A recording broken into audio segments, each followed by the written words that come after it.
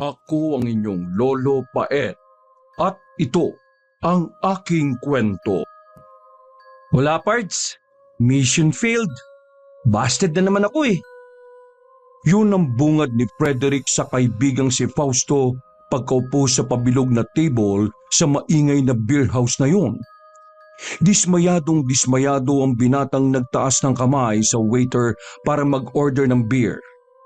Mas lalo tuloy hindi kaaya-ayang tingnan ang itsura niyang tila pinagsakluban ng langit at lupa. Sa pangatlong beses, nireject na naman siya ng babaeng pinopormahan. Hindi pinahintulutang manligaw sa kanya dahil lamang sa pisikal nitong kaanyuan. Ano bang maasahan mo, Pards? Bakit naman, Pards? Akala mo ba ikaw lang ang rejected?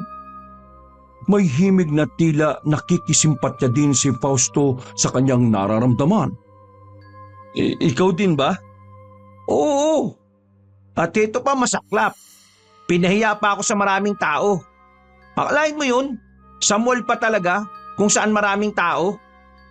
Ano bang sabi niya? Dumating na ang in-order nilang alak. Nagsalin muna sa babasaging baso ang kanyang kaibigan. Sinat bago sagutin ang kanyang tanong. Wag daw akong buntot ng buntot sa kanya. Ayaw daw niyang mag-alaga ng unggoy. Munti ka na niyang maibuga ang lalaguking alak sa huling katagang binitiwan ni Fausto. Hurts naman. Sinabi niya yun? Hoy, bakit? Di ba? Ang sakit-sakit sa heart?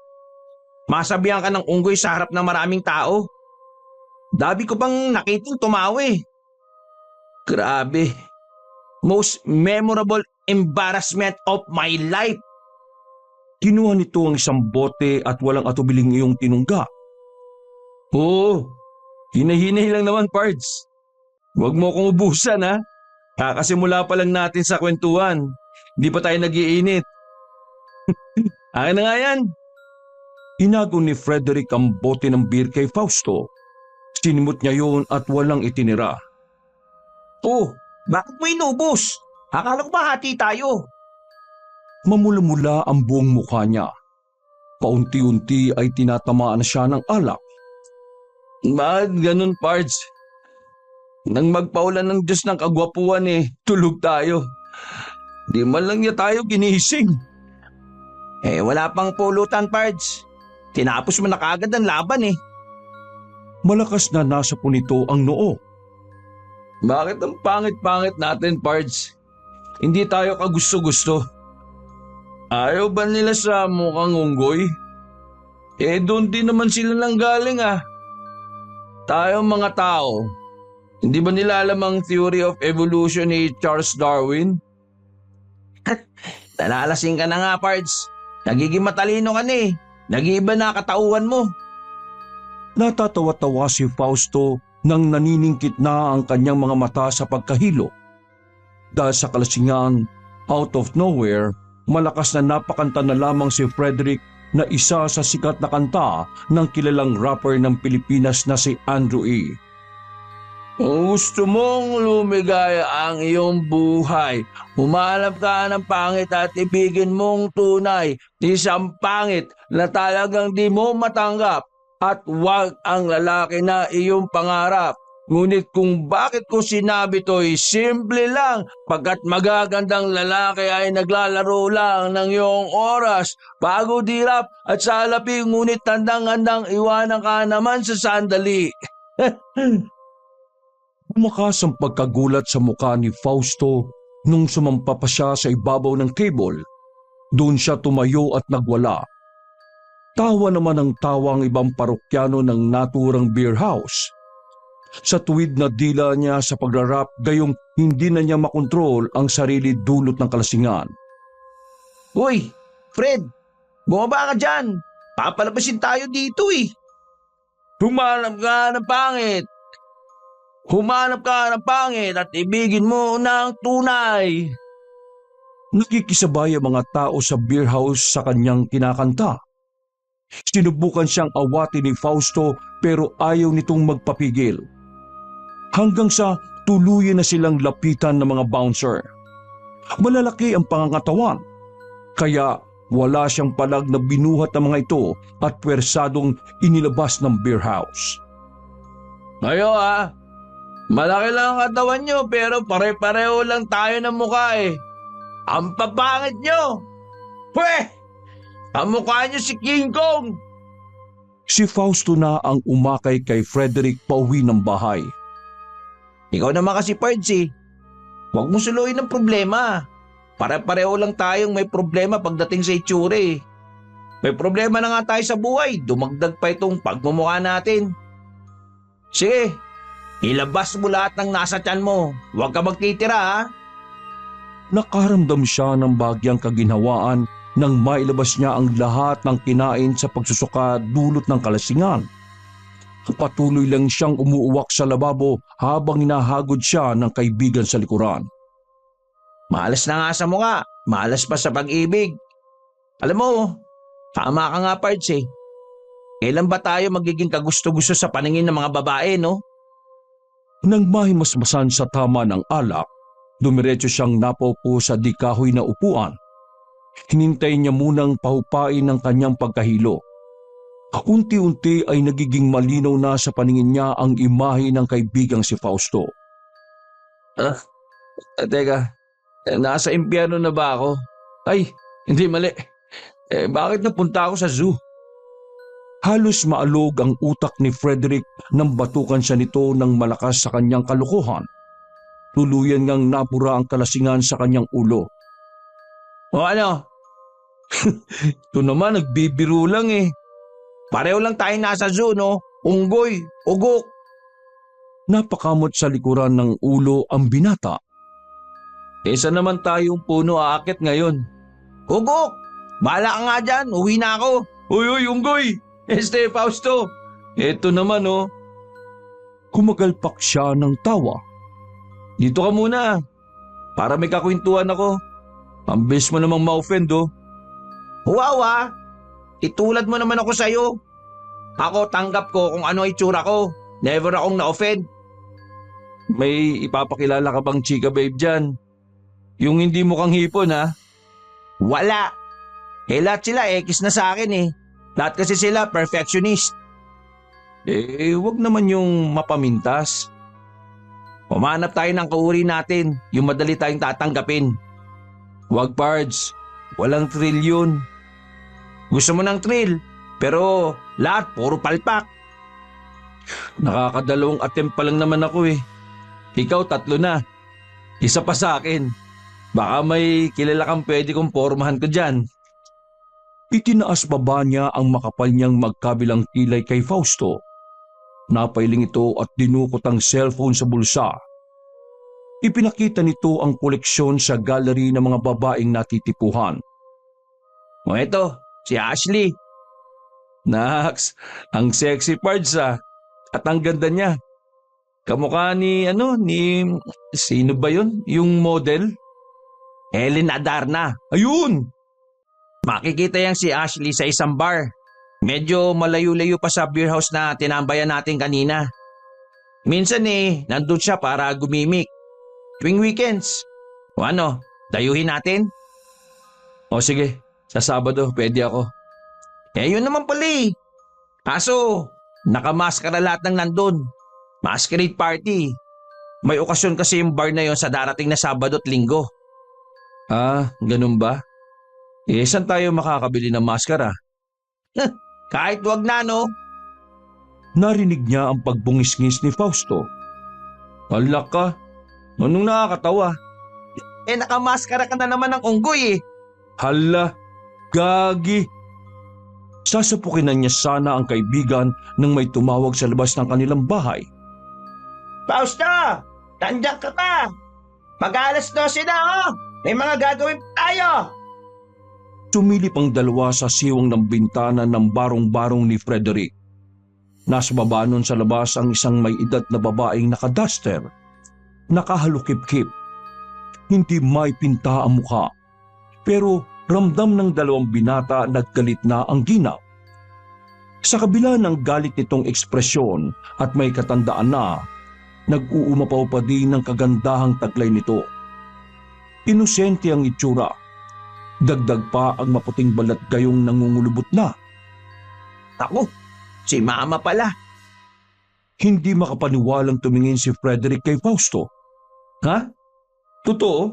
Mama mo yun? Oo, ina ko yung nasa baba. Hindi mo pala siya nakikilala? Bakit?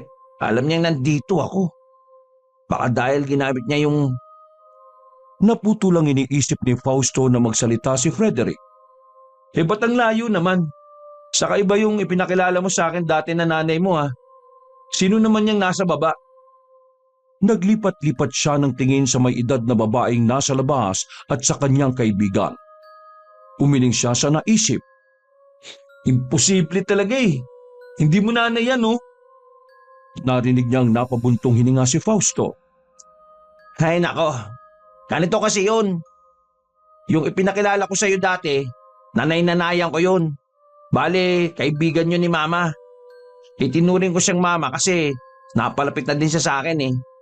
Yang nasa labas, yan talaga yung Mama ko. Bakit nga ganun? Ang layo ng pagitan ng itsura niyong dalawa. Hindi pwedeng manganak ang isang Diyosa ng isang unggoy no? Ouch! Grabe ah! Nakakailang ka na ah. Isa na lang, kokota ka na sa akin. Hindi, nagsasabi lang naman ako ng totoo, Pards. Inkanto siya eh. Diwata. Ikaw hayop. Aminado naman ako mukha akong unggoy eh. Ikaw ba? Hindi. Mas mukha akong tao sa'yo, no? Oo na, sige na. Makikipagtalo ka na naman. Di ako mananalo sa'yo eh. O pero sige, ganito kasi yun. Inumpisa na nito ang maikling pahayag. Ang tatay ko kasi, Afrikano. Malaki ang butas ng ilong. Tapos, malaki ang mga mata. Doon ako pinaglihin ng ina ko. Ang ibig ko sabihin, mas matimbang ang genes ng tatay ko kumpara sa mama ko. Sarkastiko siya nitong nginitian. Oh, masaya ka na. Ganun pala. Pero ang swerte mo, no? May mama kang maganda. Ako yata, nanggaling sa pamilya talaga ng orangutan eh. Naging malamlam ang pag-uusap ng dalawa. Mula sa kalokohan ay naging seryoso. Tinapik ni Fausto ang kanan niyang balikat. Bale, makikita mo din ang tunay mong mga magulang. Hindi ko na inaangad pa, Pards. Sapat na sa akin na kasama ko yung kumukup sa akin si Lolo Inko. Kahit kaming dalawa lang ang magkasama sa buhay, okay lang. Isama mo na din ako sa habang buhay mong yan. Mas pinapangit niya ang mukha sa naging banat ng kaibigan. Pumakla ang kanyang naging ekspresyon. Ayoko no. Ginawa mo pa akong bakla. Doble-doble ng diskriminasyon sa atin.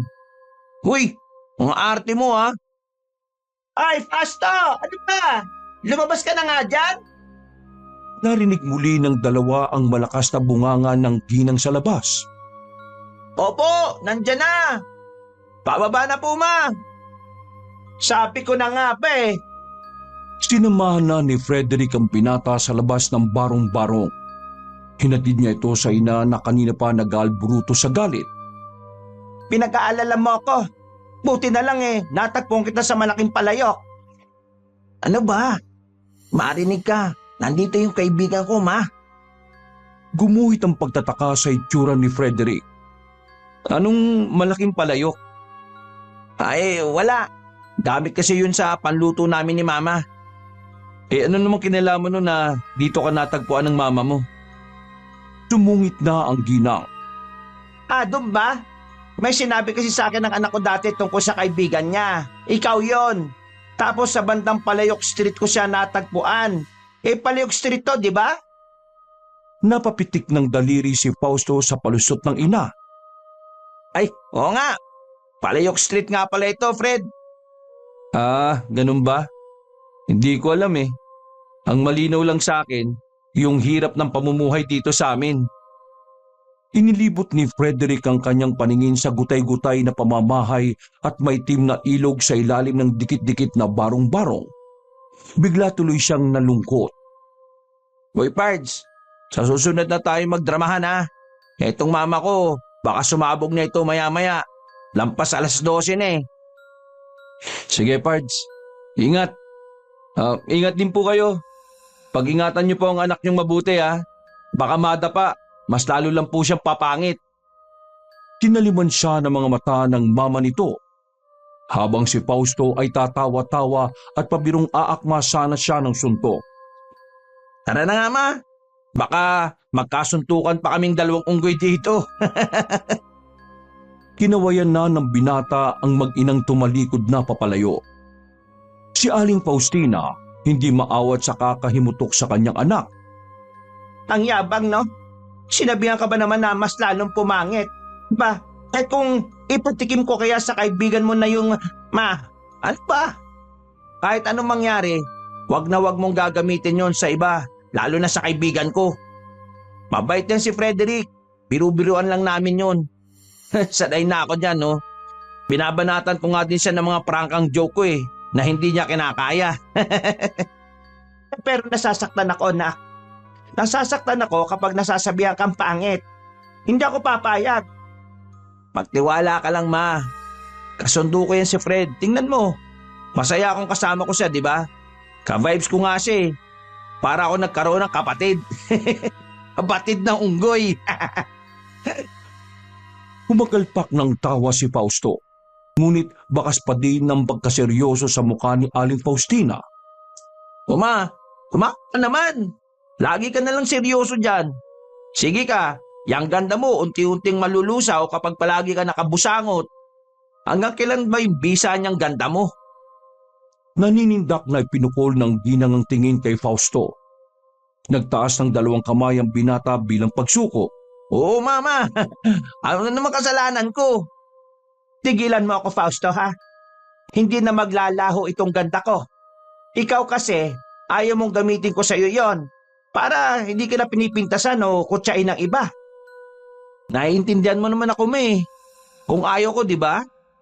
Kontento na kasi ako kung anong meron ako. Bigay ng Diyos sa akin to . Ayaw ang nagbigay nito.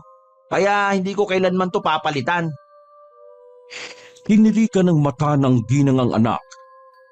Masyado mong pinapairal ang pagiging relihiyoso mo, Fausto. Baka nakakalimutan mo, atheist ako. Christian ako, May. Malakas ang pananampalataya ko sa Diyos. Diyos nyo! Nako, lagi talaga kitang kontra. Kung hindi lang kita anak, itatakwil lang kita . May pakika nga sa Diyos ko . Kaya mo ako hinanap. Aminin mo na. Nag-aalala lang ako sa iyo bilang ina mo at hindi sa Diyos mo. Natawa na lamang ang binata. Pag-uwi ng mag-ina, marami silang inasikaso sa loob ng bahay. Isinalansa ng ginang na maayos sa mga librong itim sa isang sulok. Ang mga weirdong manika, inilagay sa isang kahon kasama ang mga itim na kandila. Habang si Fausto lumuhod sa ribulto ng Santo Niño. May hawak na rosaryo at taimtim na nanalangin gamit ang dasal ng Aba Ginoong Maria at Ama Namin. Nang matapos ang magkaibang gawain na mag-ina sa alanganing oras na yon, saka sila nagpahinga. Samantala, marahang umakyat sa marupok na hagdan si Frederick pabalik sa bahay nilang barong-barong. Bigla niyang naalala ang kanyang lolo Iko. Mag-aalauna na kasi yun pero hindi pa rin umuwi ang matanda. Ay nako, kung puntahan ko na kaya sa pwesto niya. Sa isip-isip niya, hindi siya mapalagay na hindi pa umuwi ng ganong oras ang taong kumukup sa kanya nung maliit pa siya. Bababa na sana siya para puntahan ang pwesto ng matanda nang saktong parating naman ito. Bagsak ang balikat. Nakayuko. Parang lantang gulay na aakyat na ng marupok na hagdan. Kinalalayan agad ni Frederick ang kanyang lolo Iko papanhik. Lo, huwag niyong pilitin. Bababa ko dyan. Ako nga alalay sa inyo. Baka mamaya bigla lang kayo mahulog . Pagbaba ng binata, tinulungan niyang makaakyat si Lolo Iko. Matagumpay na nairaos na nakasampa naman ng matanda. Concern na nagtanong si Frederick sa taong itinuring na niyang pamilya. Lo, bakit ngayon lang kayo? May naibenta ka po bang balot mo? Napailing ang matanda. mas lalong tumingkad ang pagkabakat ng kulubot at pilegis nito sa mukha. Ulo, huwag ka na pong umiyak. Wala akong benta, anak. Matumal ngayon eh. Kaya, wala tayong kakainin kinabukasan. Tawarin mo ko, ha? Lo, ayos lang po yun. Sabi ko naman po sa inyo, di ba? Ako na lang po ang mag-aalok ng balot. Huwag na po kayo magtrabaho. Baka mas lalo pang makasama sa inyo yan eh. Matanda na ho kayo. Saka sapat naman din yung kinikita ko sa construction ko tuwing umaga. Sa gabi, ako na po magbabalot. Magpahinga ka na lang po dito sa bahay. Tuminga si Lolo Iko. Inabot niya ang nadampot na malinis na basahan sa ibabaw ng upuan. Pinunasan nito ang nalalaglag na uhog sa ilong. Nahihiya kasi ako sa iyo, anak. Bakit naman po, Lo? Sa gabi kasi, nambababae ka pa eh. Matawa-tawang napakunot ng noo ang binata. Lolo naman. Siyempre gusto ko rin magkaroon ka ng apo, no? Gusto ko rin magkaroon ng kapareha kahit papano. Yung pag-ibig at mamahalin na babae magpakailanman. Pero, Lo, parang wala naman pong nakakakursunada sa akin eh. Ang pangit ko po kasi. Matamang tinitigan ni Lolo Iko sa mukha si Frederick. Wala namang mali sa iyo. Gwapo-gwapo mo kaya. Kamukha mo nga si Alden Richards eh. Lolo naman, malabo lang o yung mata nyo. Hindi. Ang ibig kong sabihin, yung kalooban mo ang walang mali. May mabuti kang puso. Yun ang hindi nakikita ng babaeng pinopormahan mo. Ang nakikita lang kasi nila sa'yo, ang panlabas mong kaanyuan. Sila ang may mali. Sila ang mga pangit. Nagbaba ng mata si Frederick. Sa pakiwari niya, tinatablan na ng sakit sa pag-iisip ang kanyang lolo dahil sa katandaan. Inuunawa na lang niya. Pinagpapasensyahan. Pero sa kabilang banda, naisip niya na may point at makabuluhan ang lumalabas sa bibig nito. Tama ka nga po, Lo. O sige na, pahinga ka na po. Nanlaki ang mga mata ni Frederick nang kumapit ng napakaipit sa kanya si Lolo Iko sa braso. Apo, ito ang kakatandaan mo. Wag na wag kang magbabago, ha? Yang mabuti mong puso at pagiging mapagkumbaba. Lagi mo lang baunin yan sa sarili mo. Kahit na ganyan ang itsura mo, mahal na mahal kita. Hindi yun magbabago, Apo. Niyapos siya na matanda. Hindi niya mawari ang nararamdaman pero parang may hindi siya magandang kutob nung panahon na yon. Para bang naghahabili na ang kanyang lolo sa mga huling sandali nito. Kumalas siya ng pagkakayakap sa matandang lalaki. Maayos niyang inalalayan ng higa sa papag ang uugod-ugod na si Lolo Iko. Hinintay niya munang pumikit ito bago siya nahimbing na rin sa pagtulog. Tirik na ang sikat ng araw nang bumangon ng binata. Napasarap ang tulog niya kahit hindi maganda ang kanyang panaginip. Inuuod daw kasi ang mukha niya. Unti-unting naaagna sa di niya malamang dahilan. Hindi niya batid kung anong ibig ipahiwatig ng panaginip na yon. Pero pinagkibit balikat na lamang niya. Dala lang siguro yon ng matapang na alak na ininom nilang magkaibigan kagabi sa beer house. Pagbangon sa sahig, sinek niya si Lolo Iko na mahimbing na natutulog. Nakanganga pa ito. Halatang pagod. Naghilamos muna siya. Nagprito ng toyo at nagpiga ng kamati sa mangkok. Nang nakahanda na ang almusal nilang maglolo, ginising na niya ang matanda. Lo, kain na po. Bangon ka na po dyan. Nagsalubong ang kilay ng binata nang hindi gumagalaw si Lolo Iko. Nanatili lang itong nakanganga. Parang matigas na. Lo? Lo? Gising, Lo? Lo? Makailang ulit niyang malakas na niyugyog ang katawan ng matanda. Subalit, hindi pa rin ito nagre-response. Lo! Lo, bumangon ka dyan, Lo! Ano ba? Lo, gising! Gumising ka, Lo! Nag-hysterical na si Frederick. Nagbabadya ng tumakas ang luha sa kanyang mga mata. Idinikit niya ang tenga sa dibdib nito. Nanginig ang buo niyang katawan nang wala na siyang marinig na pagtibok sa loob noon. Binuhat na niya si Lolo Iko. Humingi siya ng saklolo sa mga kapitbahay. Agad na dinala ang matanda sa malapit na klinik at nirevive. Subalit, idiniklara ang matanda na dead on arrival. Parang pinagsakluban ng langit at lupa si Frederick. Hindi niya matanggap na wala na yung kaisa-isang taong kumupkup sa kanya. Lolo Iko!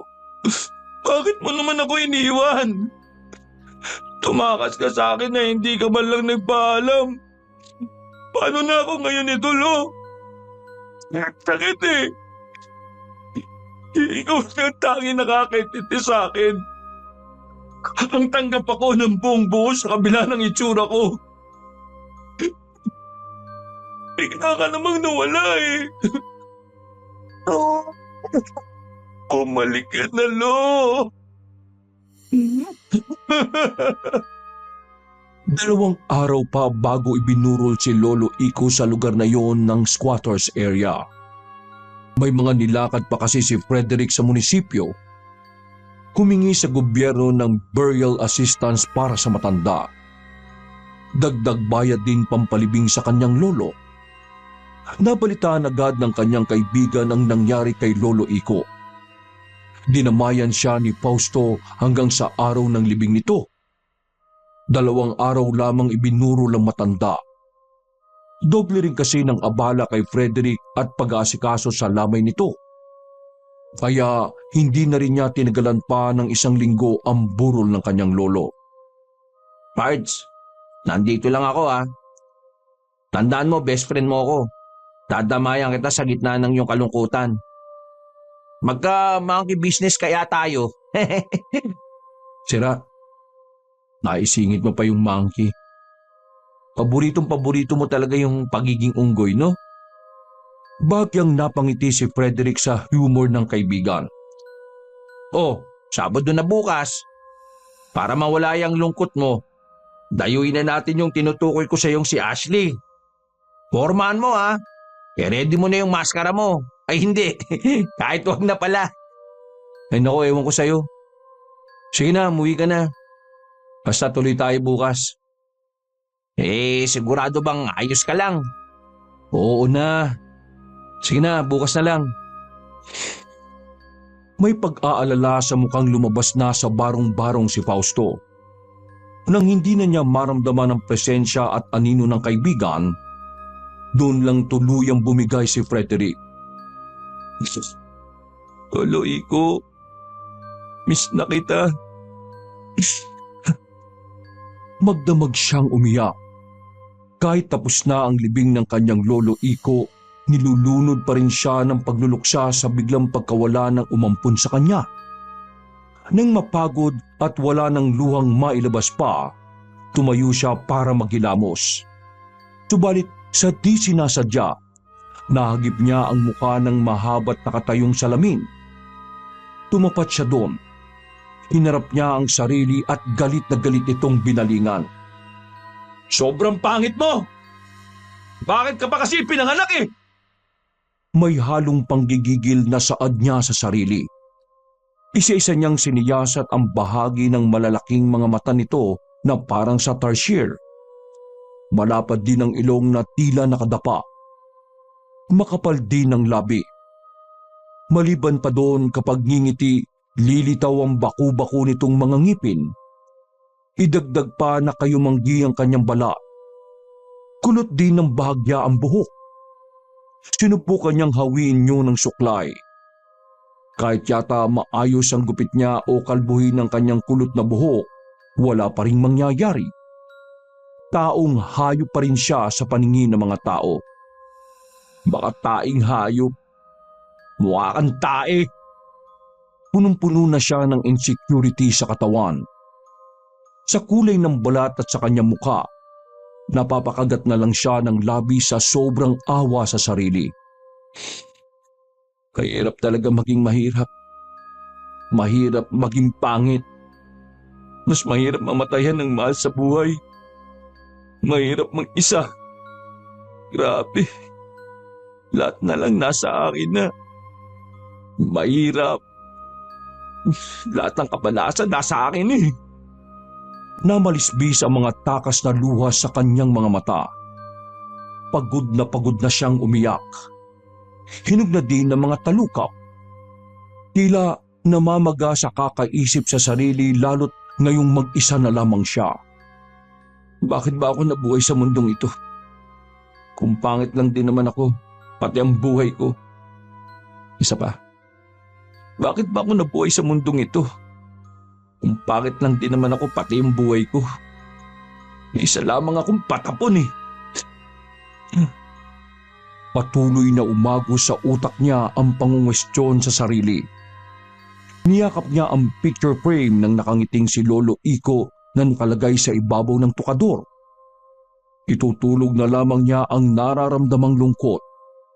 Nang sa gayon, mabawasan ang pagkaawa niya sa sarili. Lalo na ang pangungulila sa yumao niyang lolo. Hindi naman uminom ng alak si Frederick kagabi. Pero tila may hangover siyang bumangon ng umagang yon sa pamilyar na boses na tumatawag sa kanya sa labas ng barong-barong. Makailang ulit ding naguhumiyaw ang halimaw sa tiyan ng binata. Wala kasi siyang kinain kagabi dahil sobrang emosyon na nararamdaman niya noon. Nasa dibdib niya pa rin ang malaking larawan ni Lolo Iko na maaliwalas ang pagkakangiti. Ibinalik niya yon sa ibabaw ng tukador. Naalimpungatan niyang binuksan ang bintana ng barong-barong. Uy, ano ba yun? Kaya aga-aga ginikising ako ng unggoy. Sabado na ngayon bumangon ka na dyan. Bumili na tayo ng maskara. Mamaya pupunta na tayo dun sa bar sa kabilang bayan. Pumanhik na si Fausto sa itaas ng barong-barong. Pumasok na ang kaibigan kahit wala pa niyang paintulot na papasukin ito. Madapang ibinagsak ni Frederick ang sarili sa higaan. Nasa po niya ang mukha nang masakit ang pagbagsak niya sa papag. O bakit? Anong nangyari sa iyo, Pards?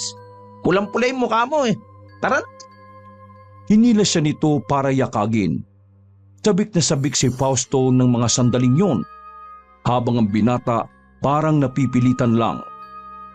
Wala pa talaga siya sa wisyo na sumama dahil kamamatay lang ng kanyang lolo. Nasa proseso pa siya ng pangungulila at pagdadalamhati. Pards, tinatamad ako eh. Ay, bahala ka dyan. Hindi mo makikilala si Ashley. Sige na, ikaw na muna. Paano yan? Wala na akong kamaki business. Wala akong pake. Gusto ko nang mamatay, no? Sinubsob ni Frederick ang mukha sa unan. Hindi talaga siya mapilit. Muli na naman bumuhos ang kanyang emosyon ng sandaling yon. Kung ganun hindi na lang din ako tutuloy. Di wag. Narinig niya ang malalim na pagbuntong hininga ni Fausto. Naintindihan ko, Pards. Sa susunod na lang. Pero wag ka naman magsalita ng ganyan sa sarili mo. Mahalaga ang buhay na pinahiram sa atin ng Diyos. May dahilan kung bakit kinuha ang lolo mo. May dahilan ka para mabuhay, Fred. Kaya laban lang. May misyon ka pang dapat matupad dito sa mundo, no? Naramdaman niyang hinaplos siya ng kaibigan sa likuran. Hindi na niya narinig pang nagpaalam sa kanya si Fausto. Ang narinig na lamang niya ang mga yabag nito pababa sa ratrat niyang bubong at ibang bahagi ng kanyang tirahan. Nagmukmuk si Frederick sa kanyang higaan. Pinagdilay-nilayan niya ang mga sinabi sa kanya ni Fausto. Nang maproseso na yun ng kanyang utak, ay unti-unti na niyang napagtanto ang lahat. Itinext niya ang kaibigan. Maraming mga bagay na sumagi sa kanyang isip. Maliwanag na sa kanya ang lahat. Tama si Fausto. May misyon pa siyang dapat na matupad. Marahil Tama si Fausto. Kailangan kong maging matatag para kay Lolo. Ilang saglit lang, sinalubong siya ni Fausto ng may malawak na ngiti.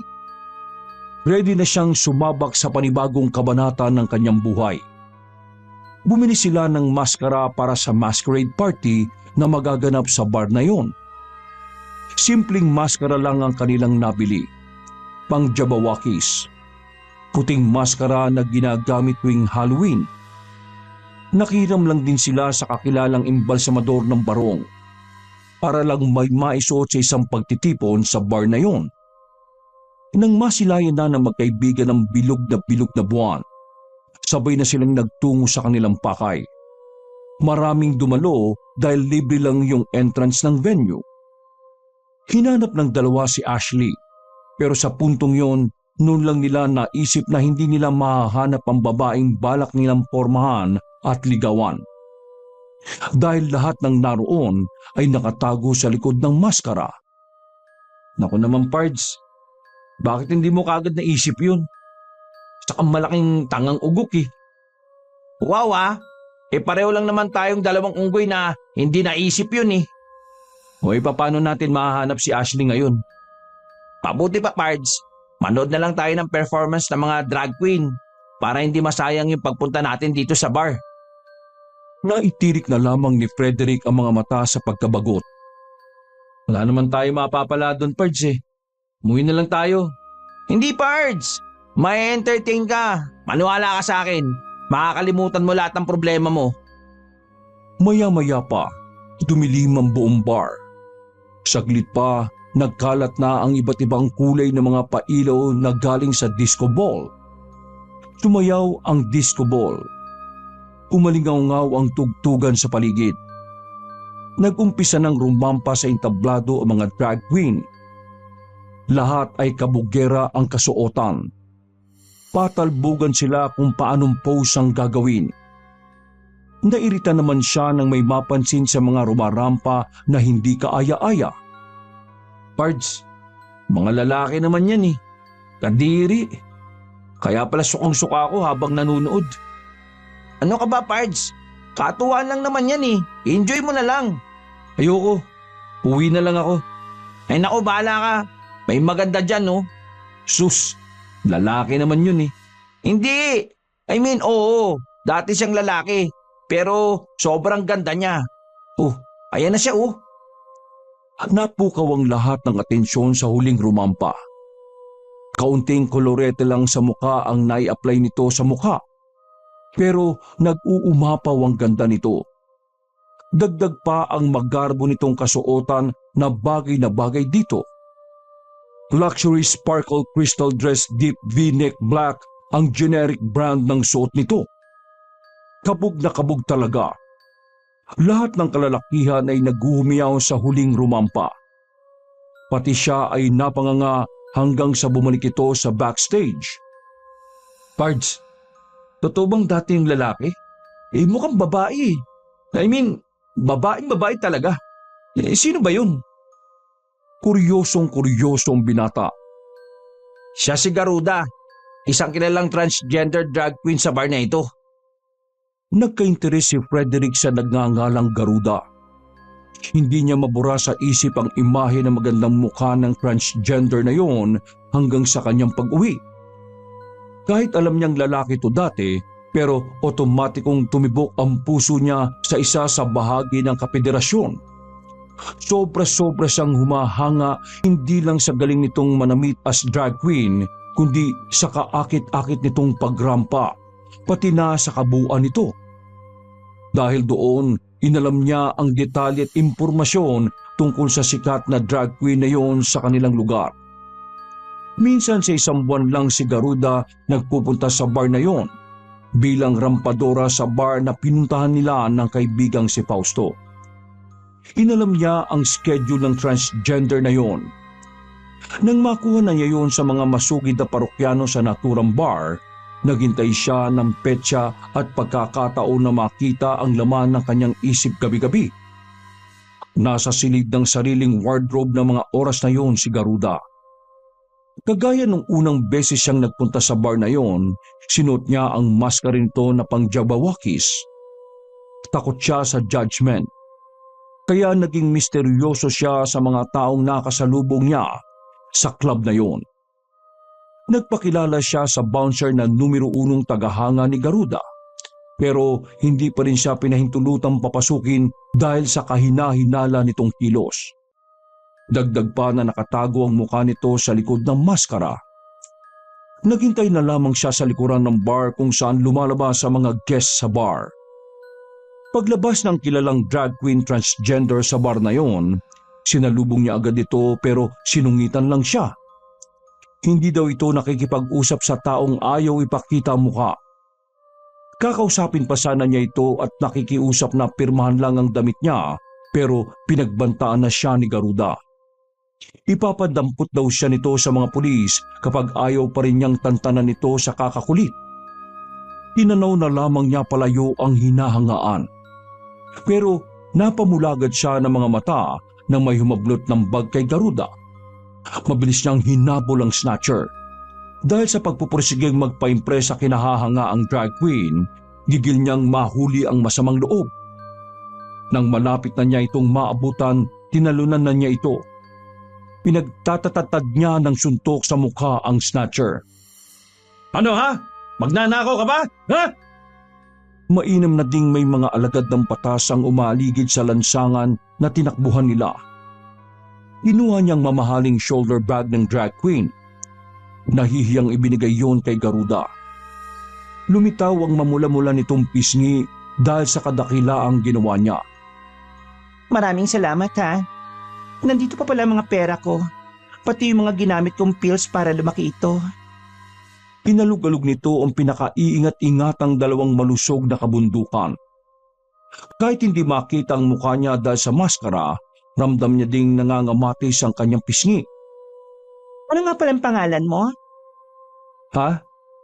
Hindi mo na kailangan malaman, ma'am. Pinitik nito ang kulay pink na buhok. Nagtaas ito ng kaliwang kilay at napangiwi. Bakit naman? Pasensya ka na nga pala kanina ha. Sinungitan kita. Nakamaskara ka kasi eh. Masyado kang kahina-hinala. Bilis na. Sabihin mo na ang pangalan mo. Ililibre kita kahit ano pa ang gusto mo. Nahihiyang sinabi niya ang kanyang pangalan. Frederick? Pwedeng Fred na lang. O di kaya Rick. Pwede mo rin akong tawaging baby. Kumagikhik si Garuda. Ha?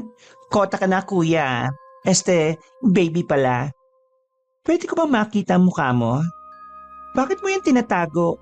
May tinatakasan ka ba o pinagtataguan? Akin na nga. Ako magtatanggal. Hinawakan ni Garuda ang kanyang maskara na nakakabit sa mukha niya. Huwag na po, ma'am. Ano ba kinatatakot mo? Bakit ayaw mong ipakita ang mukha mo sa akin? Kasi po, ma'am, ano po eh. Hindi nakasagot ang binata. Binitiwan niya ang kanyang maskara. Nagpaubaya na lang siya kay Garuda na tanggalin yon. Tipid na ngumiti ang drag queen, tsaka marahang tinanggal nito ang kanyang maskara. Pagkatanggal, napakunot ang noo ni Garuda. Inasahan na niya ang magiging reaksyon nito kaya napayuko siya at kusang tatanggapin ng pangalipusta, pangungutya o pangmamaliit sa kanya tulad ng iba. Oh, anong problema?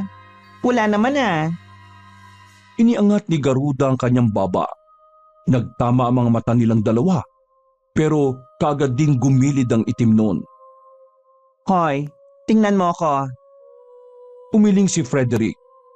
Hiyang-hiya siya sa liit sa sarili. Napakalaki ng diferensya ng mukha nila sa isa't isa. Walang perpekto, Rick. Naiintindihan mo ba ang ibig kong sabihin?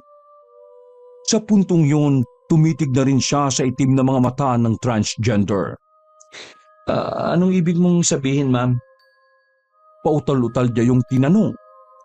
Narinig niyang bumuntong hininga si Garuda bago magbitiw ng mga litanya. Nagiging perpekto lang ito ayon sa iyong nakikita. Pero lahat yan, tulad nitong maskarang sinuot mo, punong-puno ng panlilinlang. Hindi ko po kayo maintindihan, ma'am. Pagak na tumawa si Garuda. Masyado na yata akong malalim para sa'yo. O sige, dediretsohin na nga kita. Pero teka, wag dito. Inilibot ng miyembro ng LGBT ang paningin nito sa paligid. Inaya siya nitong bumalik sa bar. Sa sarili nitong dressing room upang isiwalat ang sasabihin. Ipininid pa nito ang pinto ng silid. Soundproof yon kaya walang makakarinig sa kanila ng kahit sino. Rick, hindi naman lingit sa iyo na isa akong transgender, tama? Napeki kita. Gaya ng pagpeki ko sa inyo sa nakikita ng inyong mga mata. Pwede po ba, ma'am? Diretsuhin mo na ako. Kasi po, nabibitin ako. Dito kada ko, Rick. Natameme ang binata sa nadiskubre niya sa kinahahangaan. Pinakinggan niya ang kwento nito. Ayon kay Garuda, puro pagbabalat kayo lang ang ipinakikita nito sa mga tao. Alipin ako ng salapi, Rick, para mabago ang buong pagkatao ko at tumaas ang kumpiyansa ko sa sarili. Dahil sa moderno na tayo ngayon, sa makabagong teknolohiya na lumalaganap dito sa mundo, hindi ko na sinayang ang oportunidad na ito. Nagpa-plastic surgery ako. Iba-iba, para mapulfill ko lang ang sarili ko. Bakit mo po ito sinasabi sa akin, ma'am? Dahil una pa lang, nung tinulungan mo ako kanina, magaan na ang loob ko sa'yo. Naalala ko noong nasa edad kita. Grabe ang naranasan kong pambubuli dahil lang sa itsura ko. Dagdag pa na bakla ako. Mataman lang na nakikinig si Frederick kay Garuda. Imbis na babawasan ang paghanga niya sa kaharap, mas nadagdagan pa ng isinalaysay nito ang talambuhay nang minsang maging sigardo ang transgender drag queen na si Garuda. Dati itong lalaki na may hindi kaaya-ayang itsura. Mukhang palaka. Puro kulugo sa buong katawan. Malalaki ang mga mata. Pero dahil sa milyonaryo ang mga magulang, binago nito ang sarili at nag-transform sa tinitingala ng nakararami sa bar na yon, na pagmamayari din pala ng pamilya nito. Kaya, hayaan mo akong baguhin ka. Kung gusto mo. Mas nadoble ang panlalaki ng kanyang mga mata sa sinabi nito. Hindi siya makapaniwala sa narinig ng dalawa niyang tenga. Totoo po? Totoo ba itong narinig ko na galing sa inyo po, ma'am? Naitirik ni Garuda ang kanyang mga mata. Garuda na lang. Huwag na, ma'am. Sige po. Ano pong babaguhin niyo sa akin, Garuda? Inilapit nito ang labi sa puno ng kanyang tenga. Lahat. Pero ikaw pa rin na magdedesisyon kung gusto mo. Hindi na siya nagpatumpik-tumpik pang sumagot. Kahit nauutal sa pagkasabik, magiliw niyang kinuha ang pagkakataon na mabago ang kanyang sarili. Sige po. Opo. Gustong-gusto ko po. Sawang-sawa na siyang tawaging unggoy, pangit, alien at kung ano-ano pang masasakit na salitang ayaw na niyang muli pang marinig sa susunod. Tsansa na niyang malin pa lalo ang sarili sa pagtulong sa kanya ni Garuda sa pamamagitan ng aesthetic procedure. Hindi din siya nag-atubiling sumama sa ritukadang transgender sa ibang bansa para sa operasyon niyang pagpapalit sa kanyang mukha. Ang nakakalungkot lang, hindi man lang siya nakapagpaalam sa lolo iko niya na umampon sa kanya sa loob ng mahigit 2 dekada sa puntod nito. Maski sa matalik na kaibigan niyang si Fausto, alang-alang sa pangarap niyang mabago ang kanyang itsura. Pumogi sa paningin ng iba, umangat sa mga nakakarami. Gusto naman niyang maranasan na siya ang kahangaan ng kung noon siya ay nilalayuan na parang may nakakahawang sakit. Mahigit 4 na oras din ang itinagal ng flight ni Frederick at Garuda magmula sa Pilipinas, palipad sa bansang South Korea bago sila maglanding doon. Sa bansang yun nagpa-plastic surgery ang transgender drag queen. Doon din ito ipapabago ang kanyang itsura. Ang South Korea kasi ang may pinakamahusay na mga plastic surgeon sa bansa. Tinagurian din itong plastic surgery capital of the world. Kaya walang kakabakaba si Frederick kapag isasagawa na ang mga procedure na gagawin sa kanya. Kung ano man ang ipababago niya sa katawan lalo na sa kanyang mukha. Dahil magagaling ang mga mag-o-opera sa kanya. Halos lahat kasi sa mukha niya at katawan gusto niyang mabago. Maging perpekto. Perpekto ng pagpapanggap pero kusa niyang tatanggapin yon dahil yon ang nais ng kanyang puso. Desidido na siyang magbagong anyo ng buong buo. Oh, ano? Ready ka na ba, Rick? I mean, Derek? Buong loob siyang tumango. Hindi na Frederick ang magiging pangalan niya oras na magbago na ang kanyang itsura at ibang bahagi ng kanyang katawan. Magiging Derek na siya, nakakahangaan at titinglain ng lahat. Para maging ganap kang si Derek, marami kang dapat isakripisyo. Marami akong nakita ang kailangang baguhin sa'yo. May rhinoplasty sa ilong. Papatangusin natin yan. May facelift sa korte ng mukha mo. Pababatain natin ang itsura mo. Yung eyelid mo, papasingkitin natin tapos ang kilay. Then, ipapabotox derma din kita. Para naman maging pack na pack ang face mo. Na-imagine ko tuloy na makaka-level mo na si Leonardo DiCaprio nung kabataan niya. Pero singkit nga lang, Leonardo DiCaprio na Koreano. Hee! Mahabang pahayag ni Garuda sa kanya habang kinikilig. Matapang at buong buo naman ang kanyang loob na tumingin sa transgender. Ikaw na po ang bahala kung ano po ang nababagay sa akin. May tiwala po ako sa inyo. Gusto ko lang po mapalitan na itong itsura ko. Lahat-lahat. Isinalang na si Frederick sa rhinoplasty procedure. Masyado siyang nako-conscious sa pango at malapad niyang ilong. Pasalamat na lang siya at sa wakas, magiging matangos na din yon. Humigit 3 oras din ang itinagal ng kanyang plastic surgery bago ito matagumpay na natapos. Pinagaling muna ito ng 1 buwan bago ulit sumalang sa panibagong mga operasyon ng aesthetic na pagbabago. Maliban sa mga nabanggit ni Garuda, nagpalay po din si Frederick at tummy tuck para matanggal ang mga excess na taba sa tiyan.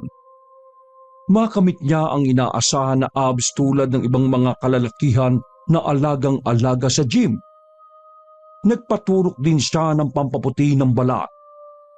Determinado talaga siyang mabago ang sarili kaya wala siyang palya sa pag-inom ng gamot nang sa ganon humilumagad ang mga sugat na natamo niya sa mga patong-patong na procedure. Ika nga nila, tiis ganda lang. Tiis gwapo, Derek. Napakasakit at ang kirot nito. Pero ayos lang yun. Mairaraos ko din to. Malapit ko na makamta ng pangarap kong itsurang pang-artistahin. Tumaas na din ang level of confidence ni Frederick sa tuwing tumitingin siya sa salamin habang nakangiti. Nagkaroon na din siya ng biloy sa magkabilang pisngi na mas nakaangat sa kanyang peking kagwapuhan. Makalipas ang mahigit na 5 taon, bumalik na sa Pilipinas ang retokadong binata. Hindi na bilang si Frederick kundi bilang si Derek. Naging jowa na niya sa 5 taon na yun si Garuda. Pinasok niya ang pagbumodelo. Naimprenta pa nga sa mga magazine ng kanyang kaakit-akit na itsura at pangangatawan. Lahat ng babaeng makakadaupang palad niya nagkakandara pa sa angkin niyang kagwapuhan at tikas ng pangangatawan. Laway na laway ito sa kanya. Lahat ng mga babae ay naaagaw ang atensyon niya. Perpektong perpekto. Sa pagiging matikas at charismatic niya sa harap ng kamera. Lingid sa kaalaman ng mga kababaihan, retokado ang sikat na modelo. Hindi lang halata. Binasinungalingan kasi ito ng kanyang karelasyon na si Garuda na manager din ng binata. Tumaas na nga ang self-confidence ni Frederick matapos niyang makamit ang pinakaaasam na pang-artistahing itsura at sumikat sa pagiging isang modelo. Dahil sa pagtaas ng kumpiyansa sa sarili ay unti-unting nagiging hambog na rin ang binatang retokado. Pinagyayabag na niya ang gwapong mukha sa iba. Wagas din siya kung makalait ng kapwa. Sa kabila naman noon, may magandang pag-uugali pa din siya na baon niya sa kanyang sarili. Yun ay ang hindi siya nakakalimot sa pinanggalingan niya. Bumalik si Frederick sa lugar kung saan siya kinupkop ni Lolo Iko para iparenovate ang tirahan nilang barong-barong. Dahil may sapat na ipon na para sa kanyang pagmamodelo, tinaasan niya ang dating ratrat at tagpi-tagpi ng lata ng sardinas at gatas sa bahay na yon. Kagaya ng pangit naming pamumuhay dati at pagmumukha ko. Pagagandahin ko itong bahay natin, Lolo Iko. Tutuparin ko yung pangarap ko sa'yo. Gaya ng bagong buhay na ipinagkaloob sa akin ng mahal kong si Garuda. Habang nakatitig sa dating tirahan niyang warat na barong-barong, napalingon siya nang may maramdamang presensya sa likuran. Excuse me po. Ano pong ginagawa niyo dito? Sino pong sadya niyo?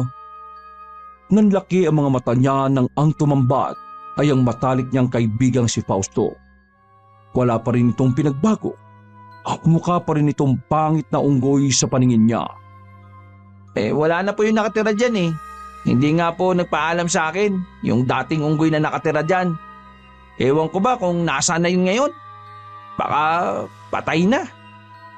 Parang tinusok ng mahaba't matulis na sibat ang puso niya sa narinig galing sa matalik na kaibigan. Hindi naman niya ito masisisi dahil hindi nga naman siya nagpaalam dito nung umalis sila ni Garuda para magparitoke sa Korea. Tinanggal niya ang sunglasses. Doble sa gulat niya na napasapo ang binata ng bibig. Teka, kilala kita. Hindi ako maaaring magkamali. Ikaw si... Patawad, Fausto. Hindi ako nakapagpaalam sa iyo. Inunahan na niyang humingi siya ng tawad sa binata. Nag-cruise sa mga kilay ni Fausto sa bigla niyang pagsagot. Ang ibig mong sabihin? Hindi ko maintindihan, Sir Derek. Tama po sir, no? Ikaw po si Derek Palacio, yung sikat na model. May mga koleksyon po ako ng magazine ninyo, sir eh. Napatanga si Frederick. Akala niya malalaman agad ng best friend niya na retokado siya. Bigla siyang ninerbyos. Kabisado niya kasi si Fausto at kabisado din siya ni Fausto. Lahat ay nakukutuban nito. Pasalamat na lang siya nang hindi na siya nito nakilala. Malaking-malaki na nga ang pinagbago niya na kahit ultimo best friend niya, hindi siya makilala sa pagbabagong anyo niya sa pamamagitan ng makabagong teknolohiyang artipisyal na operasyon ng plastic surgery. Salamat Fan pala kita. Ang ibig kong sabihin kanina, ako na ang humihingi ng sorry para sa kaibigan mong bigla na lang nang iwan sa iyo sa ere. Baka may pinagdaraanan lang siya ng mga panahon na yon. Palusot na tukoy niya sa kanyang sarili. Siguro nga po sir. Kamamatay lang kasi ng lolo niya nun eh. Kaya siguro umalis siya dito na hindi nagpapaalam.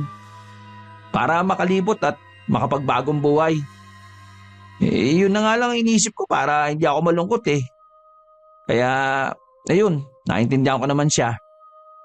Bagyang yumuko si Frederick nang tamaan siya sa mga sinabi nito. By the way po pala sir, bakit ka po pala nandito sa lugar namin? Ha? Nagpalinga-linga si Frederick mula sa katauhan ni Derek. Doon muna tayo sa sasakyan ko mag-usap. Baka kasi makilala ako ng iba eh. Ayaw kong ma-expose itong kagwapuhan ko. Akalain nila na may alaga akong unggoy na hindi nakatali. Ha? Sige po sir. Kita ang pagpilit ng ngiti ni Fausto sa kanyang sinabi. Para itong nanliit sa hiya. Sumunod naman ito sa kanyang pagpasok sa magara nitong kotse. Pinasinungalingan na lamang niya na kaya siya nandoon ay para bilhin ang property ng lugar. Meron na din kasi siyang permit sa munisipyo. Dahil may permiso na sa gobyerno, pwede na niyang ipademolish ang tirahang yari lamang sa pinagtagpi-tagping lata ng sardinas at gatas. Sa bagay sir, wala na naman pong dapat ipagpaalam sa dating nakatira dun eh. Nakikitira lang din siya sa lolo iko niya sa squatter na yon. Pag naipatayo ko na yung bahay, yung mansyon ko doon, kukuhain kita ha. O gusto mo, kuhain na kita ngayon para magtrabaho ka na sa akin agad-agad. Kumislap ang mga mata ni Fausto sa kanyang sinabi. Talaga po Sir Derek? Opo, sige po sir. Isang malaking pribilehiyo po ang magtrabaho po sa kinahangaan kong isang sikat na modelo. Ano po bang trabaho ang ibibigay niyo sa akin? Natawa si Frederick.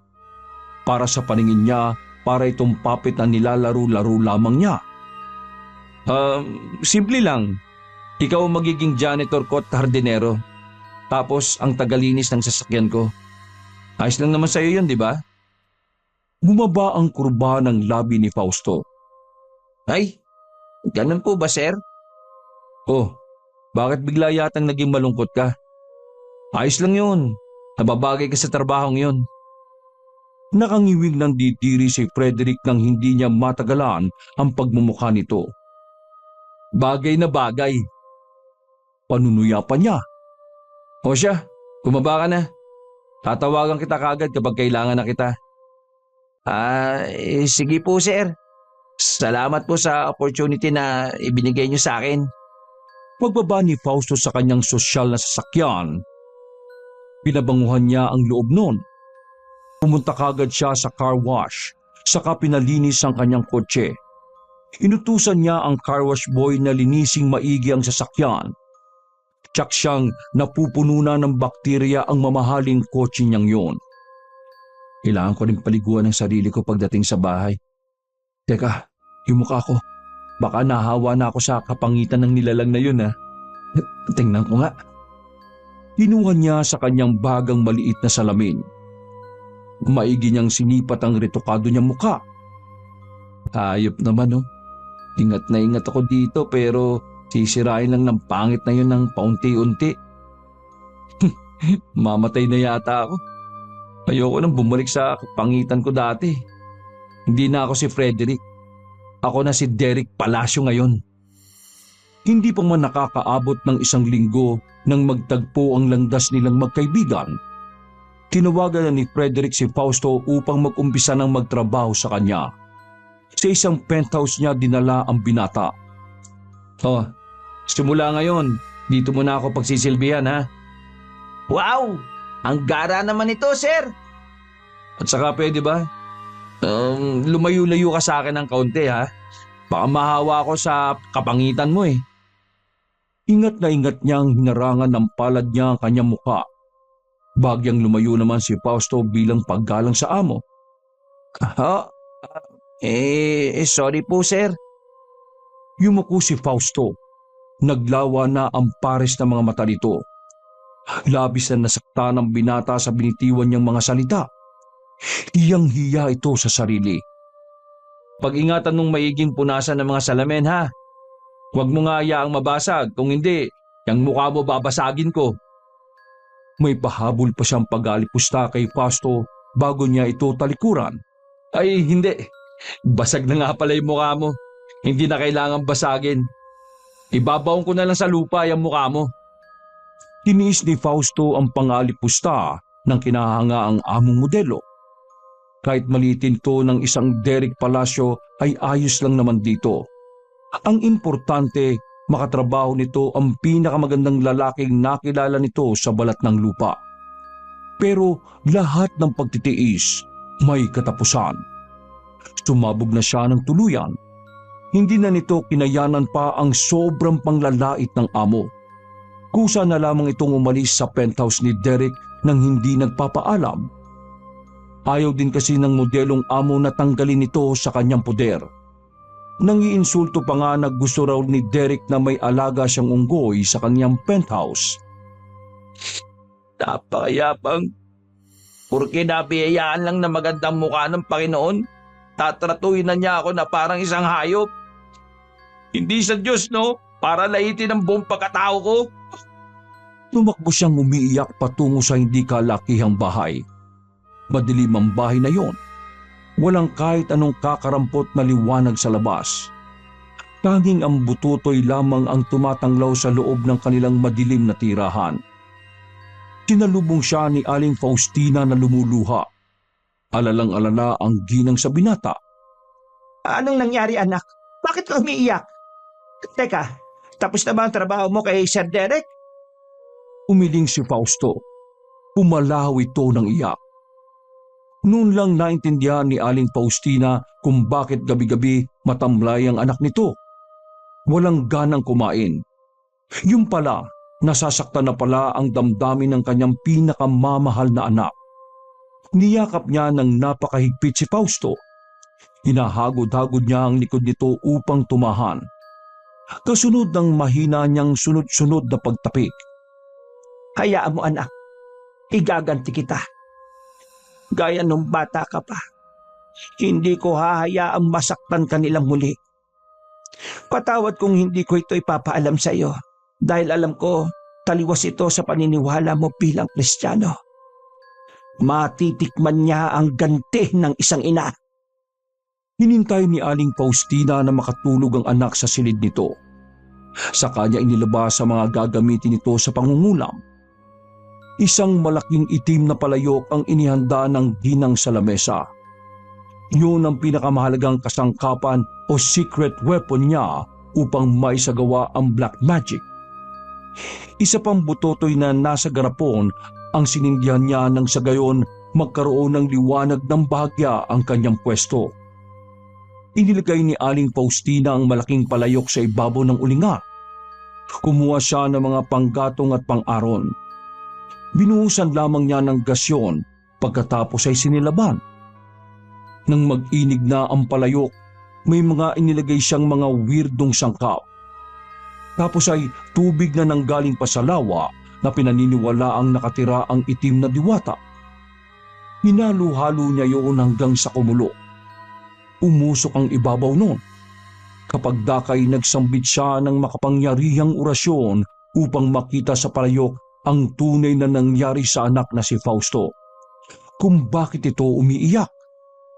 O aking mahiwagang palayok, ipakita sa akin ang tunay na nararamdaman ni Fausto. Ipakita sa akin ang taong nanakit sa damdamin ng aking anak. Mula sa matinding pagkulo ng sabaw ng pangungulam sa may palayok, nagkaroon ng bula-bula ang tubig.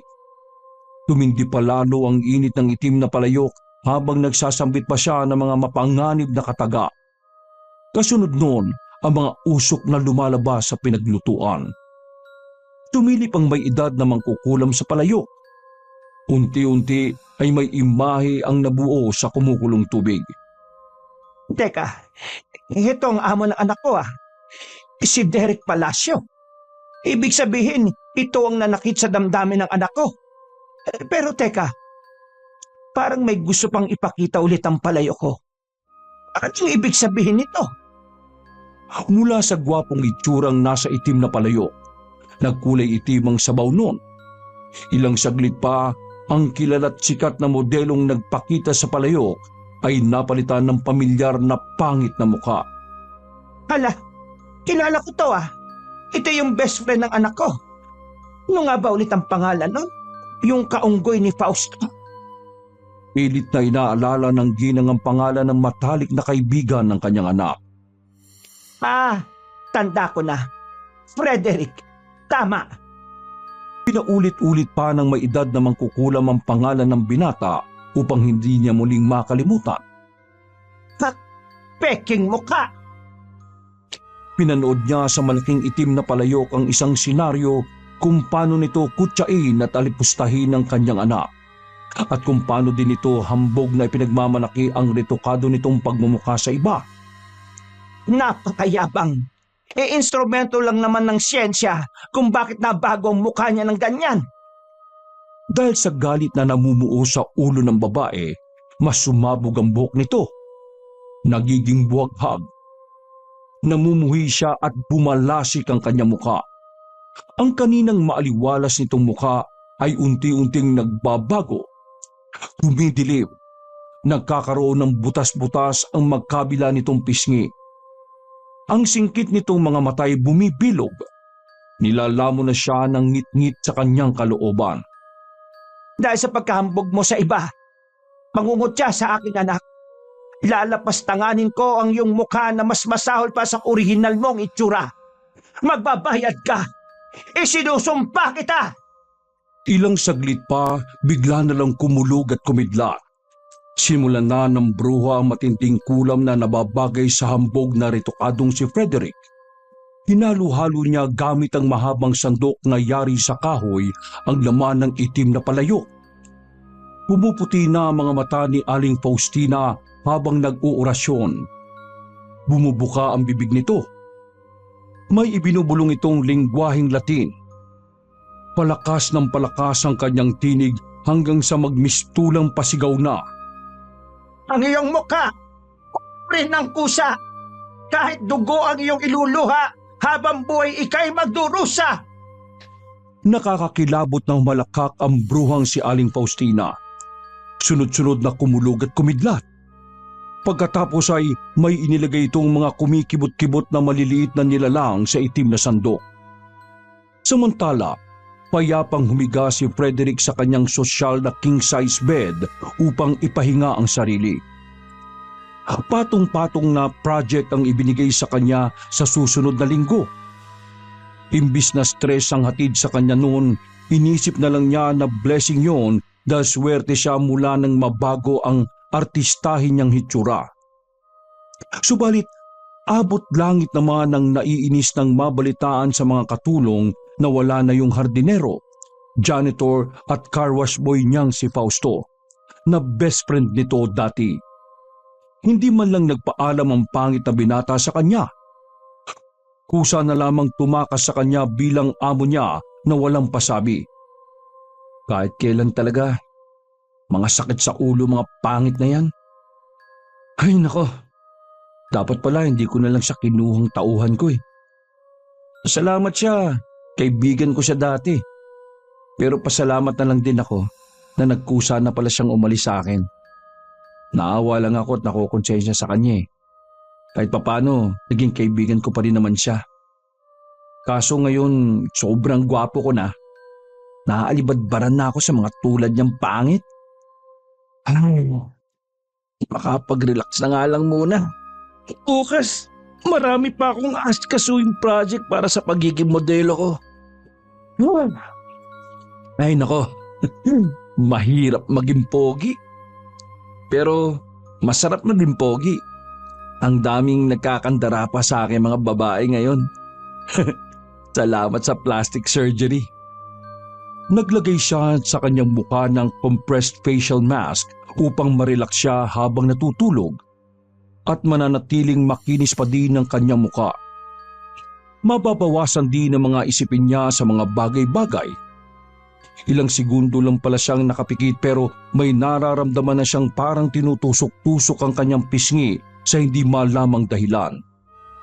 Tinanggal niya ang compressed facial mask niya sa mukha. Bumangon siya mula sa pagkakahiga at nagtungo sa banyo upang magilamos. Ilang iya. Baka naman expired na yung nabili kong compressed facial mask ha. Bakit ang kirot-kirot ng mukha ko? Pag-angat niya ng mukha sa lababo, napatingin siya sa sarili sa salamin. Halos manlaki ang kanyang ulo nang namumula na yon. Grabe! Ano itong nangyayari sa mukha ko? Ubod ng lakas siyang napasigaw ng parang may nararamdaman sa loob ng kanyang mukha na di niya malaman. Isa-isa yung nabubutas. Kitang-kita niya sa salamin kung papaano nagsilabasan isa-isa sa butas sa kanyang mukha ang mga kumikibot-kibot na uod. Garuda! Help me! My face! My lovely face! Kagad na dumating naman ang karelasyon niyang si Garuda sa banyo. Dinaluhan siya nito na tila nagtataka sa kanyang weirdong ikinikilos. Oh love, anong nangyayari sa iyo? Bakit ka nag-hysterical dyan? Love, tulong! Yung mukha ko, inuud! Dali mo ako sa ospital! Tulong! Tinanggal ni Garuda mga kamay niyang nakatakip sa kanyang mukha. Mas lalo lang bumakat ang pagtataka ng jowa niyang transgender na walang kahit na anong uod ang nasa retokado niyang mukha. Bagkus, isang takot na binata ang nakita nito sa kanyang retokadong pagmumukha. Loko mo ba ako, love? Sobrang gwapo mo nga eh, oh. Uod ang sinasabi mo dyan. Ibinaling muli ni Frederick ang ulo sa salamin. Ganun pa din ang kanyang nakikita sa retokado niyang pagmumukha. Tila ba unti-unting naaagnas. Nararamdaman pa din niya ang mga uod dagdag pa na may mga bulate. Naglalabas-masok sa nagbubutas-butas niyang mukha ang mga nakadidiring nilalang na yon. Nanunuot sa bawat kalamnan sa kanyang pinabotox na pisngi. Mga matang pinableparoplasty, ilong na pinarhinoplasty at bibig na pinanipis. Marami ang mga kumikibot-kibot na nilalang sa loob noon. Love, Diyos ko po, tulungan mo ako. Ang daming uod talaga sa mukha ko. Help me please! Napapailing na lamang si Garuda kay Frederick. Hindi nito alam kung bakit siya nagkakaganon. Kahit wala namang mga uod o bulate ang napapansin niya sa mukha ng syota. Okay, love, relax. Please relax. Pinabangungot ka ba kaya ka nagkakaganyan? I don't know what's happening. But I can see the creature you're telling me. Walang uod maski bulate. Kumalma ka, love. Please lang. Mas lalong nagwala ang binatang retokado nang mapuno ang mukha niya ng bulating nasilayan niya dun sa salamin. Nanlaki ang mga mata ni Garuda sa ginawa ni Frederick. Nang tangkang ihahampas ang mukha sa pader. Hey, Derek! Gagawin mo! No! It is very expensive! No! Hindi na napigilan pa ni Garuda ang paghampas ng retokado niyang mukha sa konkretong pader. Para ba itong nawala na sa sariling bait ng sunod-sunod na inuuntog na ni Frederick ang sarili hanggang sa may umagos ang malapot na dugo sa sahig. Mawala kayo mga uod kayo! Huwag niyong pagpiyesta ng mukha ko! Are you insane? Stop that, Derek! Stop! Wala pa ring awat sa kakampas ang mukha niya sa pader. Mabura lang sa paningin niya ang mga uod at bulate na nilikha lamang ng kanyang halusinasyon. Gawa-gawa lang ng isip niya dulot ng kulam ng galit na ginang. Nang mapagod na sa kakampas ng mukha sa pader, dumaus-us siya saka napasalampak sa sahig. Pumihaya si Derek. Napasapo ng bibig si Garuda at nag-iiling nang makita nito ang resulta na kanyang ginawa. Oh my goodness, Derek! You're... Maluhaluhang lumabas si Garuda sa banyo. Puro dugo na sa loob ng CR. Baka sa pader ang mga dugong nang galing sa kanyang mukha. Nanghihinayang na tumayo si Frederick at nanginginig na tumingin muli sa salamin. Nahindik siya nang makita ang kanyang sarili. Punong-puno ng pulang likido ang kanyang nasirang mukha. Baliko na ang kanyang ilong. Sarado na ang kaliwa niyang mata. Putok na din ang kanyang labi. Basang-basa ng dugo ang kanyang suot na pampatulog. Wala na nga ang mga uod at bulate ang naglalabas-masok na nasilayan niya kanina sa retokado at iniingatan niyang artistahing pagmumukha. Pero para bang bagong babasaging baso na bigla na lang nabasag at hindi na muli pang may babalik pa sa dati. Hindi ito maaari. My lovely face. Paano ng karir ko nito? Paano ng project ko? Maya-maya ay nagulat si Frederick nang may lumitaw na ginang sa kanyang likuran. Buwaghagang buhok. Bagya itong nakayuko. Pero nakakatakot ang nanlilisik na mga matang ipinukol nito sa kanya. Ngayong sira na ang peke mong mukha. Hinding-hindi ka na muli pang makakapagmayabang. Nilingon niya ang nakita niyang bruhang matanda sa salamin sa kanyang likuran. Paglingon naman niya, wala naman ito doon. Hanggang sa ibinalik niya ang ulo sa salamin. Sino ka? Magpakita ka sa aking hayop ka! Ibalik mo ang mukha ko, please! Ibalik mo kahit magbayad ako ng malaking halaga sa'yo. Ibalik mo lang ang dati kong mukha. Sa hindi inaasahan, may narinig siya sa puno ng kanyang tenga na ikinalaki ng kanyang mga mata. Gusto mong ibalik ang dati mong mukha? Yes, please. Don't worry. I'll pay you. Please bring me back my lovely cosmetic face. Mas lalong tumindig ang balahibo ni Frederick nang bulungan siya nito sa malat at nakakatakot na boses. Your wish is granted. Napasigaw si Frederick sa labis na tuwa. Yes! Thank you! Where are you? I'll pay you! Give me your GCash number! Subalit, hindi na siya nito tinugon pa. Hello? Nandiyan ka ba? Magpakita ka sa akin! Babayaran na kita! Gawin mo na yung sinasabi ko! Ibalik mo na yung gwapo ko mukha! Binalik niyang muli ang sarili sa harap ng salamin. Napasigaw siyang muli na yung dati niyang mukha ang kaharap niya ngayon. Ang dating mukha na isang Frederick na malalaki ang mga mata na parabang tarsier. Malapad ang ilong na tila nakadapa. Makapalang lapi at baku-bako ang mga ngipin. Napasabunot siya sa buhok. Tapos ay malakas na sinuntok ang salamin. No! That monkey face! Naglikhayo ng malakas na pagkabasag. Nalamatan ng salamin na parang mabibiyak. Ang kanan nitong kamao ay may nakabaon na ding mga bubog. Sumigaw si Frederick sa tindi ng sakit na kanyang natamo. Ilang saglit pa, may dumating na mga health rescuer. Kinuha siya ng mga ito at inilabas sa penthouse. Sorry, love. Tingin ko, kailangan kitang ipatingin sa psychiatrist. May sira ka na nga sa ulo. Matututukan ka nila doon kung ano bang makikita sa iyong utak.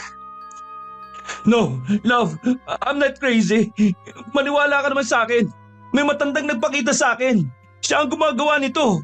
Please, love, Garuda, no!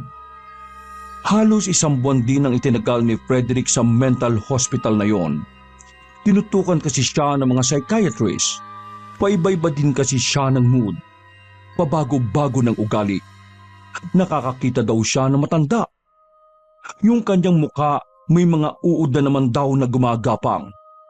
Nakamonitor sa kanya ang mga doktor sa pag-iisip pero sa huli, sabi na lang ng mga mental na manggagamot na naghahalusinate lang daw ang binata. Pinauwi din siya matapos ng masusing pag-check up sa kanyang kondisyon. Napapailing na lamang ang karelasyon niyang si Garuda nang malaman din sa dermatologist ni Frederick na hindi na kaya ng retoke ang mukhang nasira sa binata. Sira-sira na ito. Distorted.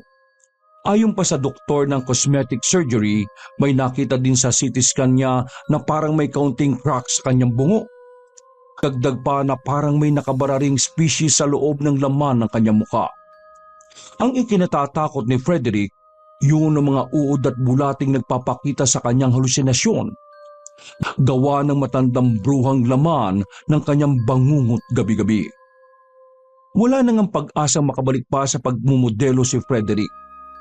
Tuluyan nang namatay si Derek Palacio. Patay na rin ang kanyang karir. Wala pang isang taon na nai-enjoy niya ang retokado niyang mukha dahil sa labis na kahambugan.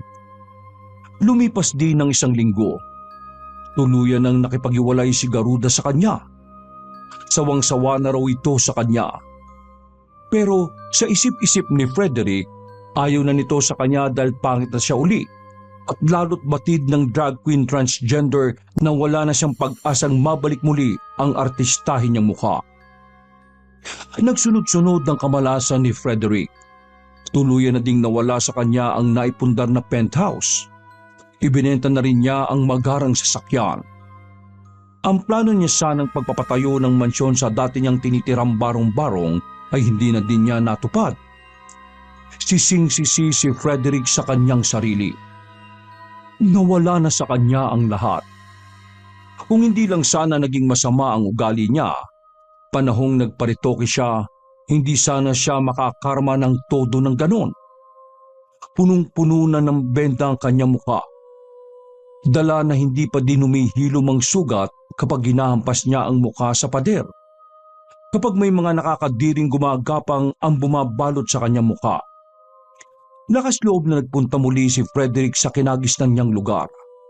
Nagbabaka sakali siyang masalubong ang dating kaibigan. Sakto naman na dumaan nga si Fausto doon. Madaling-madali ito sa hindi malamang dahilan. Matapang niya itong tinawag kahit na nag-aalinlangan pa din. Fausto! Hoy, yung goy! Pards! Napalingon naman sa kanya si Fausto nang tawagin siya sa ganoong pangalan. Ha? Sino ka? Teka, isang tao lang tumatawag sa akin yan, ha? Tumawa si Frederick. Kamaki business kaya tayo, Pards. Pards? Fred? Ikaw ba yan? Sinalubong niya ng maigpit na yakap ang kanyang best friend. Hindi na niya napigilan pa ang mapaiyak. Sinsero rin siyang humingi ng tawad dito. Sorry, Pards. Sobrang sorry talaga sa ginawa ko sa'yo. Sa lahat-lahat. Wala namang ideya si Fausto kung ano ang kanyang sinasabi. Teka.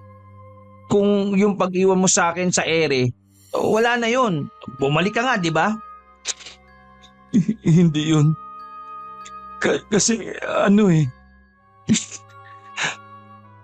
Nakipagkalas siya sa pagkakayakap. Sumalubong ang kilay ng kanyang kaibigan. Ano? Naging mayabang ako. Mahina niyang saad sabay napayuko. Hiyang-hiya si Frederick sa kanyang pag-amin ng hindi magandang pag-uugali sa kaharap. Narinig niya ang pagtawa ni Fausto. Ayos lang yun. Na-overwhelm ka lang din naman eh. Saka, matagal din na kitang pinatawad, no? Bigla siyang napaangat ng ulo. Talaga? Kilala mo ko? Na ako si Derek? Sus! Oo naman, no? Best friend kaya kita. Saka halata, no? Sa speaking voice mo pa lang eh, malalaman kong ikaw talaga yun eh. Sinusubukan lang kita. Kaya ako nga pinatos yung trabaho na yun para makilala kita kung mananatili yung ugaling si Frederick o mag-i-stick ka na lang dun sa pagiging Derek Palacio mo. Paliwanag ni Fausto na agad din naman niyang naintindihan. Sorry talaga, Pards ha. Nabulag ako sa kasikatan. Lalo na nung kagwapuan ko sa sarili.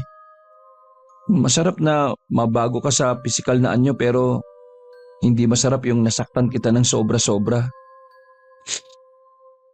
Best friend ko pa ang sinaktan ko. Oo! Huwag ka na umiyak dyan, pre. Sige ka, mas papawit ka pa lalo dyan. Hindi, biro lang. Ang importante, Pards, may malaga kang natutunan. Pinalis ni Frederick ang luhang nangingilid sa kanyang mga mata. Siya nga pala, Pards. Bakit ka pala nagmamadali? Isang hindi inaasahang balita ang natanggap niya mula sa kanyang Pards. Pards, wala na ang nanay ko eh. Nakaburol siya ngayon sa bahay. Ha? Ano? Bakit? Anong nangyari kay Aling Faustina? Hindi ko masyadong may detalye eh. Pero tatapatin na kita, Pards ha. Siya ang may kagagawa ng kulam sa'yo eh. Kaya ka nag-hallucinate na may mga uod sa mukha mo. Sa labis na paggamit niya ng itim na kapangyarihan, ayun, inatake si nanay sa puso. Napamaang si Frederick. Hindi niya alam kung anong magiging reaksyon sa pagkakabunyag na ang ina nito ang bruhang mangkukulam na nagpapakita sa kanya. Bilang anak, sa ngalan ng aking ina, Pards, ako na humingi ng tawad sa iyo ah. Sinubukan kong makakaya ko para matigil yung pangungulam sa iyo eh. Kinukontra ko yung pananalbayan niya sa iyo sa pamamagitan ng mga alam kong dasal na Kristiyano. Naging epektibo naman yun dahil minsan kung napapansin mo sa sarili mo, bigla-bigla na lang hindi gumugulo ang isip mo. Yung mga weirdong insekto na kumakapit sa mukha mo nawawala. Pero dala lang ng halusinasyon mo yun. Kahit papano, mas pinili kita bilang kaibigan ko kaysa sa sarili kong ina. Dahil alam kong mali yung pamamaraan ng pagganti niya sa iyo eh. Kaya, sorry talaga Pards ha. Hindi, Pards. Tama lang yun. Deserve ko naman ang makulam eh. At hindi deserve ni Aling Faustina ang nangyari sa kanya. Ako ang dapat na humingi ng tawad sa inyo. Napaluhod si Frederick Pinatayo din siya kaagad ni Fausto at inaya sa burol ng ina nito. Nang makarating sa bahay ng kaibigan na punong-puno ng mga bulaklak at mga tao, nakita niya ang kabaong ni Aling Faustina. Biglang bumalik sa kanyang alaala si Lolo Iko, ang taong kumupkop sa kanya. At nagunita nito ang huling sinabi sa kanya na matandang noon bago pa ito mabawian ng buhay. Ito ang pakatatandaan mo, Apo. Huwag na huwag kang magbabago, ha? Yang magiging mabuting puso mo at mapagkumbaba. Kahit na ganyan ang itsura mo, mahal na mahal pa rin kita. Napahagulgol na lamang siya ng mga sandaling yon habang lumalapit sa kabaong ni Aling Faustina. Tama ang Lolo Iko ni Frederick. Kahit ano pa man ang maging itsura natin, piliin palagi natin ang maging mabuti at mapagpakumbaba. May itsura ka man na pang-artistahin o wala, ang mahalaga, pinili mo ang magpakabuti sa iyong kapwa. Lahat din tayo ay pantay-pantay sa paningin ng ating Panginoong may kapal. May ginawang perpekto sa mata ng iba, pero pakatandaan na lahat tayo ay hindi perpekto, dahil lahat tayo ay makasalanan sa Kanya. Yakapin natin ang ating sarili. Magkaiba man tayo ng itsura, pero pakatandaan na kakaiba ka sa lahat. Unique tayo sa iba't ibang uri ng pamamaraan, at yun ang dapat mong ikarangal. Maganda ka, gwapo ka, dahil kakaiba ka na hindi kailanman magagaya ni numan. Wakas!